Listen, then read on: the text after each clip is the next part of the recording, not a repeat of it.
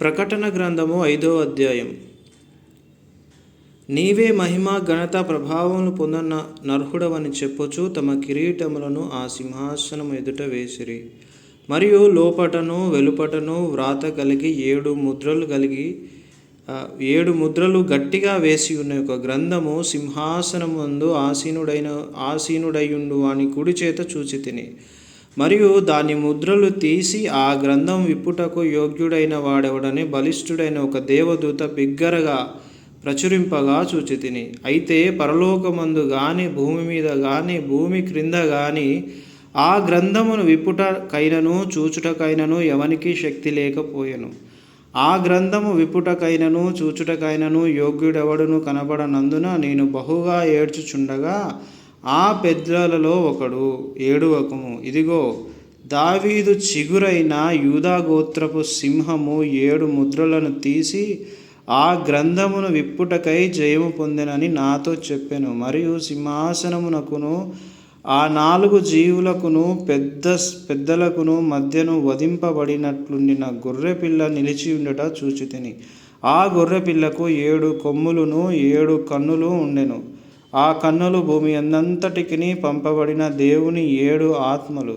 ఆయన వచ్చి సింహాసనమందు ఆసీనుడయుండు వాని కుడి చేతిలో నుంచి ఆ గ్రంథమును తీసుకొనెను. ఆయన దానిని తీసుకొన్నప్పుడు ఆ 4 జీవులను వీణెలను ధూప ద్రవ్యములతో నిండిన సువర్ణ పాత్రలను పట్టుకొని ఉన్న ఆ 24 పెద్దలను ఆ గొర్రె పిల్ల ఎదుట సాగిలపడిరి. ఆ పాత్రలు పరిశుద్ధుల ప్రార్థనలు.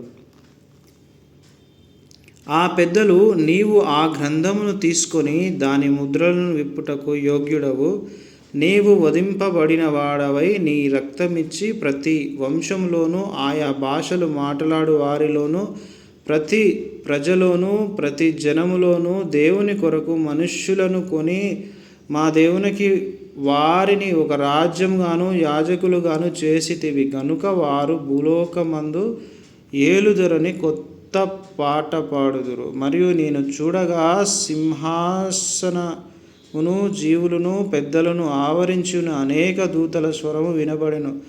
వారు లెక్క కోట్ల కొలదిగా ఉండెను. వారు వధింపబడిన గొర్రెపిల్ల శక్తియు ఐశ్వర్యమును జ్ఞానమును బలమును ఘనతయు మహిమయు స్తోత్రమును పొందనర్హుడని గొప్ప స్వరముతో చెప్పుచుండిరి. అంతటా పరలోకమందును భూలోకమందును భూమి క్రిందను సముద్రంలోనున్న ప్రతి సృష్టము అనగా వాటిలోనున్న సర్వమును సింహాసనాసీనుడైయున్న వానికిని గొర్రెపిల్లకును స్తోత్రమును ఘనతయు మహిమయు ప్రభావములు యుగ యుగములు కలుగునుగాకని చెప్పుట వింటిని. ఈ 4 జీవులు ఆమెన్ అని చెప్పగా ఆ పెద్దలు సాగిలపడి నమస్కారము చేసిరి.